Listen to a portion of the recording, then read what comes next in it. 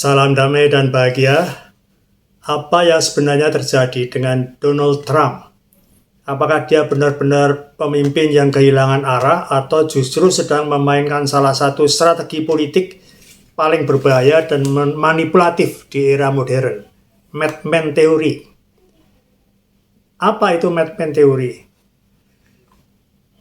Madman Theory ini diperkenalkan oleh Richard Nixon di era Perang Vietnam. Strategi ini membuat pemimpin terlihat tidak rasional, tak terduga, bahkan gila, agar lawan takut dan tidak berani menyerang atau menolak negosiasi. Tujuannya membuat musuh bingung.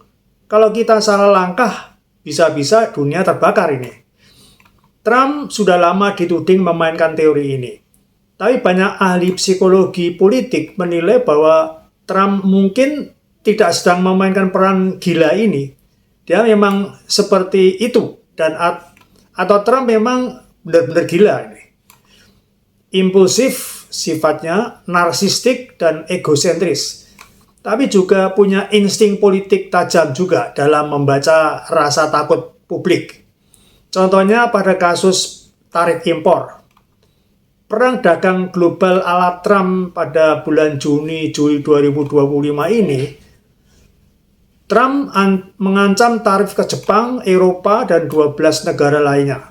Tarif bisa mencapai 60%, bahkan terhadap sekutu seperti Kanada dan Korea Selatan juga diterapkan tarif itu. Retorikanya, saya akan lindungi pekerja Amerika. Bagaimana sebetulnya strategi Madman teorinya Trump ini, atau yang berasal dari Richard Nixon ini? Biasanya yang dilakukan adalah mengancam dunia, buat mereka ketakutan, lalu memaksa mereka duduk di meja negosiasi. Kasus kedua adalah deportasi massal dari sebagian rakyat Amerika dengan ancaman atau sebetulnya fantasi ekstremis. Trump berjanji akan menangkap dan mendeportasi jutaan imigran ilegal. Mahkamah Agung Amerika mendukung fast deportation tanpa proses panjang. Bahkan ada wacana mengirim ke Guantanamo seperti tahanan teroris. Retorika mulai menarget juga liberal kulit putih sebagai pengkhianat bangsa, apalagi kalau terlihat mendukung Palestina. Jadi strategi Madnya adalah ancaman dalam negeri, menciptakan ancaman dalam negeri dan membangkitkan rasa takut. Dan Trump ditampilkan sebagai penyelamat. Kasus ketiga adalah masalah Iran. Dari masalah bom nuklir dan kemudian tiba-tiba keajakan damai. Pada Juni tahun 2025, Trump memerintahkan serangan ke situs nuklir Iran di Fordo dan Natanz. Kemudian terjadi ledakan, guncangan global, pasar minyak melonjak, tapi kemudian seminggu kemudian Trump menawarkan negosiasi damai. Kemudian Amerika mengumumkan sanksi, tapi juga membuka pintu perundingan. Jadi strategi Madman di sini, Trump ingin menunjukkan bahwa kami siap menghancurkan segalanya, lalu ajak damai sebagai pahlawan. Apakah strategi ini efektif? Dalam jangka pendek mungkin saja berhasil. Dunia menjadi takut, lawan jadi bingung, publik pendukung semakin loyal.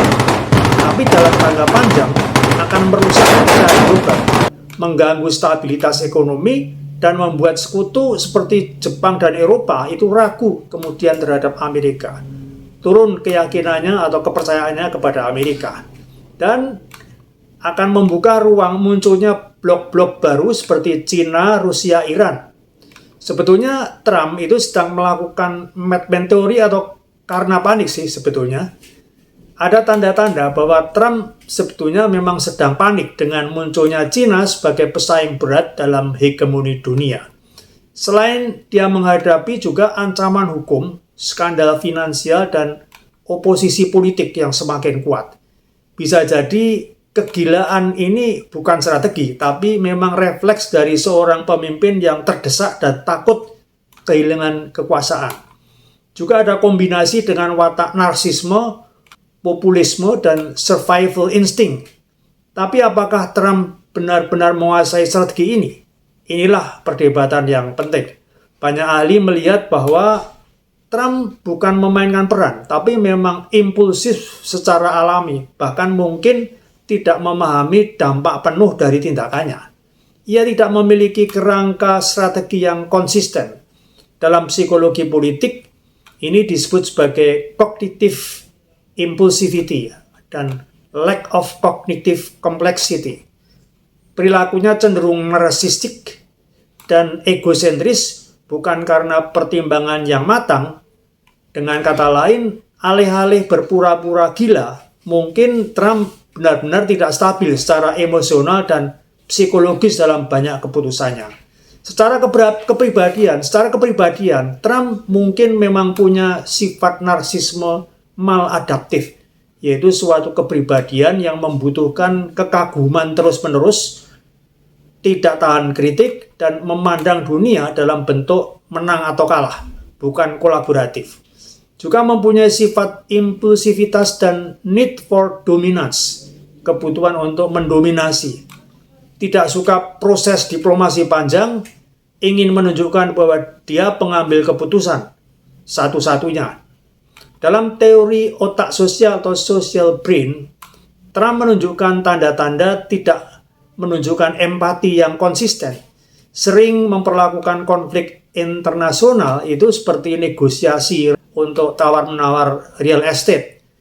Apakah dunia yang dihegemoni oleh Amerika sekarang berada di tangan orang yang tidak jelas dan punya kegilaan seperti Trump ini? Donald Trump membuktikan bahwa kekacauan bisa menjadi alat kekuasaan. Tapi pertanyaannya, berapa lama dunia bisa tahan dengan gaya kepemimpinan seperti ini? Dan lebih penting lagi, apakah kita siap hidup di dunia yang dipimpin oleh orang-orang yang lebih gila dari yang kita kira?